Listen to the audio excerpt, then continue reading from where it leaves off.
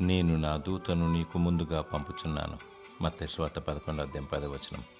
దేవుడు తన దూతను పంపి తన బిడ్డలమైన మనకు భద్రత, కాపుదల, కంచ, అగ్ని జ్వాలలను నియమిస్తాడు. తన వాగ్దానాన్ని నెరవేర్చువాడు. నీవు ఒంటరివైనను, దరిద్రపు స్థితిలో ఉండినను, నిన్ను ఆదరించువారు, ఆదుకునేవారు కరువైనను, సాక్షాత్తు తన దూతను పంపి దేవుడు దుష్ట శక్తి ప్రభావాన్ని లయపరిచి చీకటి శక్తులను పారద్రోలుతాడు. ప్రభు అయిన యేసుక్రీస్తు అరణ్యంలో అపవాదిని వాక్యం చేత తరిమి వేశాడు. నీవు దివారాత్రములు వాక్యమును ధ్యానిస్తూ స్వరమెత్తి దేవుని స్తుతిస్తూ మోకాళ్ళని ప్రార్థించినప్పుడు అపవాదిని యుద్ధ నుండి పారిపోతాడు. దేవుడు నిన్ను, నీ సంతానాన్ని, నీ బంధువర్గాన్ని, నిన్ను బట్టి నీ ప్రదేశం అంతటిని కాపాడుతాడు, భద్రపరుస్తాడు.